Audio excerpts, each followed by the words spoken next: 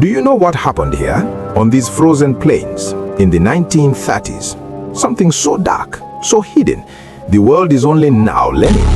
1931, Japan seized Manchuria, created puppet state, called it Manchukuo. One general saw opportunity, not for gold, not for land, for knowledge, dark knowledge. We will take this land and learn new ways to win. His name was Shiro Ishii, military doctor, Kyoto educated, brilliant mind, dark imagination. He believed disease could win wars, better than soldiers, cheaper, cleaner, unstoppable. Ishii had idea, brilliant military idea, use disease as weapon. No soldiers die, no costs, just plague, just death. Military leaders listened, they approved, money flowed, construction began. Disease is weapon. Perfect weapon. Cheap, effective, unstoppable. What do we need? Prisoners, laboratory, time. They built a city, called it Unit 731, in Pingfang, near Harbin. Barracks for soldiers, laboratories for experiments, crematoria for bodies, test fields for pathogens. Everything you need to turn humans into science. They came by train. Chinese civilians, political detainees, Korean prisoners, Soviet captives, thousands brought to Pingfang, counted, catalogued, numbered. Not people anymore. Maruta, logs, raw materials for science. Prisoner 247. Why are we here? What is this place? You are Maruta now. Logs for laboratory. Inside the laboratory, no anesthesia, no mercy. Vivisection. Organs removed while alive, while conscious. Bodies studied as disease progressed. Plague, anthrax, cholera. Death tracked carefully. Every moment, every detail. All recorded, all noted. Science without humanity. Horror with measurements. Subject responding to infection. Note the timeline. Temperature rising, pulse elevated. Continue observation. Please stop. No more. Frostbite tests. Limbs exposed to sub-zero cold. Deliberate, methodical. How long until tissue dies? What temperature is fatal? How much damage is recoverable? All questions answered with living human subjects. Data points, that's all. Numbers on it. Temperature now -30. Subject conscious? Yes, still responding. Recording time. Good. Note the vitals. But laboratory was not enough. Field tests, real tests. Infected fleas released in villages from aircraft like rain. Plague spread. People died. Contaminated water supplies, poisoned food, bombs designed to scatter bacteria. All tested, all documented. Living laboratory, the whole region. Release the fleas. Begin dispersal. Fleas released. Village below. Awaiting infection progression. What is this? What is happening? Unit 731 kept records, detailed, meticulous, photographs, autopsy notes, measurements, calculations. Scientists wrote papers, shared findings. Subject 247 expired at hour 6. Infection-free developed. Organs harvested for further study. Clinical language for unclinical horror. All catalogued, all filed, like library of death. Note for record. Subject 247 expired after 6 hours. Organs harvested. Tissue samples prepared. Recorded. Next subject ready? The camp had railway spar for supplies for new Maruta. One exchange of letters. Shipment of materials arriving. 250 units. Human resources. Expected usage 2 months. Request additional supplies for Q3. That's how they spoke. Materials, units, resources, not people. New shipment arriving. 250 prisoners for next experiments. Where should they be housed? Quarantine section. Standard processing. 3,000?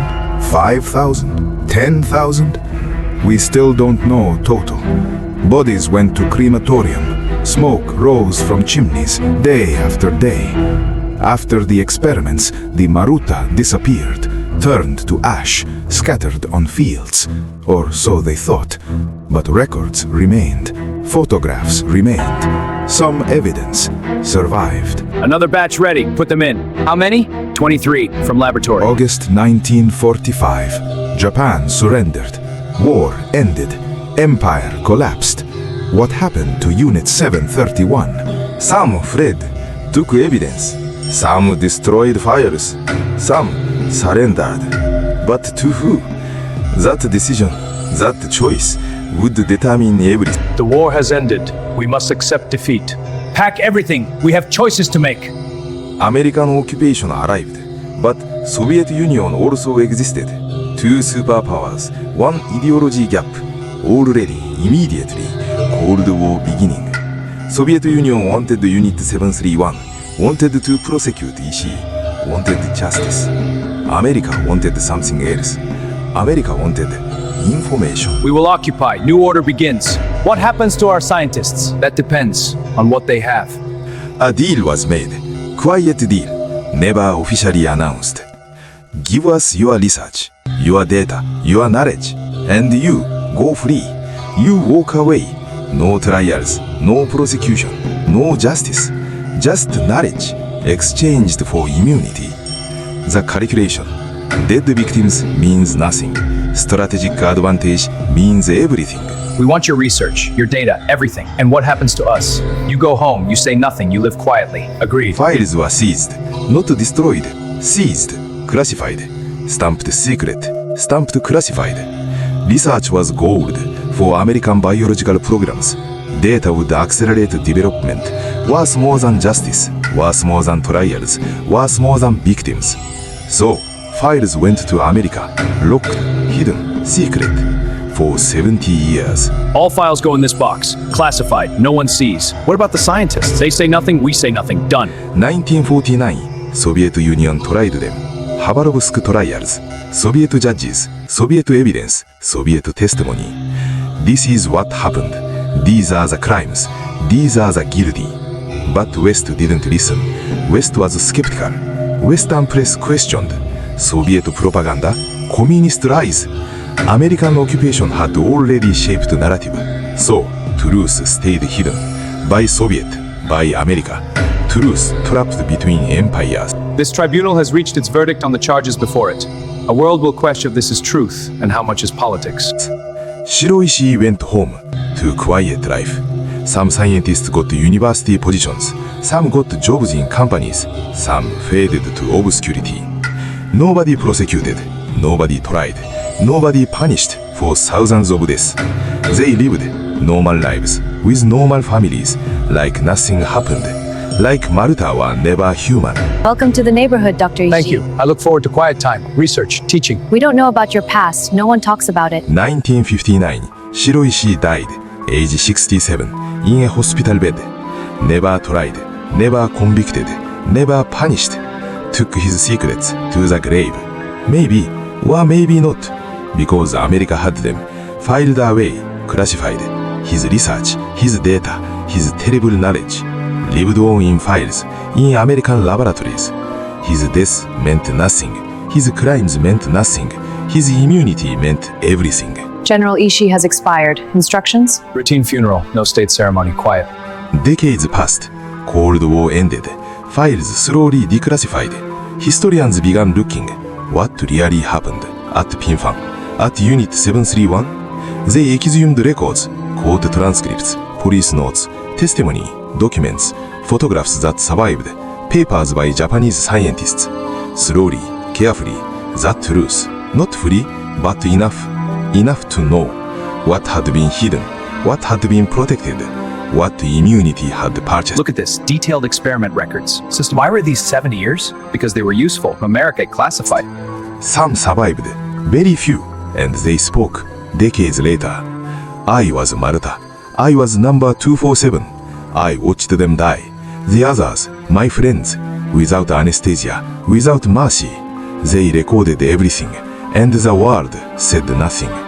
Their voices hoarse from silence, finally being heard. I was Maruto. Did this harm to the sky. Can you try? So organs, tell us what happened. I saw it. I remember. I can't forget. In Harbin, museum was built. At Pinfang, where Unit 731 stood. Educational space, memorial space, names of victims, if known, photographs of Maruta, records of experiments, maps of facility, so people know, so history remembers, so it doesn't happen again. But many don't know, many still don't care, many still think national security, worth it, strategic advantage, necessary.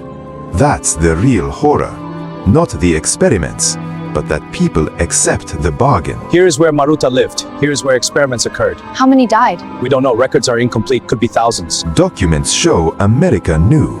America knew everything. American officers knew Unit 731 existed, knew what happened, knew crimes were committed, knew victims were dead, and still made the deal. Still granted immunity. Their data is valuable.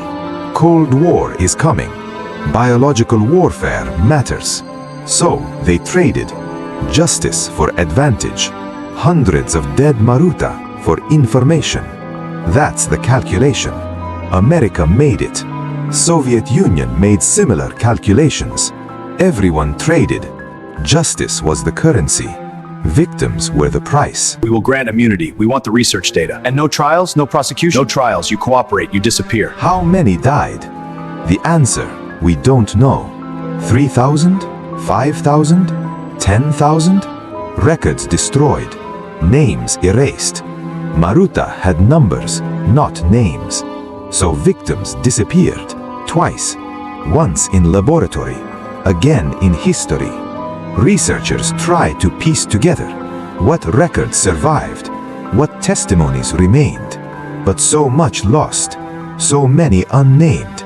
So many unremembered. This file shows experiment 247. But many like this, hundreds, thousands, only numbers. How do we remember people who were deleted? Families carry scars. Generations later. Grandparents who lost loved ones. Parents who heard stories. Children who inherit trauma and silence. My grandfather died there. My grandmother was Maruta. Nobody talks about it. Nobody cares. Nobody remembers. Except families who remember in quiet, in grief, in anger, at injustice never addressed, at crimes never punished, at immunity that silenced truth. My father was here, Maruta 3112. They never found his Ramel. Because it was secret. Japan slowly acknowledged, decades late, Unit 731 existed. Crimes were committed. Victims died. We apologize. Words, only words, but acknowledgement. Slow, insufficient, but present. Memory is not justice, but it is something. It is refusal to forget. It is refusal to accept the deal. That silence was the price. Unit 731 committed terrible crimes. We acknowledge this. We apologize to victims and families. But America still silent. Files still classified. Some released, many sealed. National security, Cold War necessity, protecting methods. America still protects the bargain. 70 years later, still protecting Unit 731 scientists, still protecting knowledge they gained, still refusing full accountability.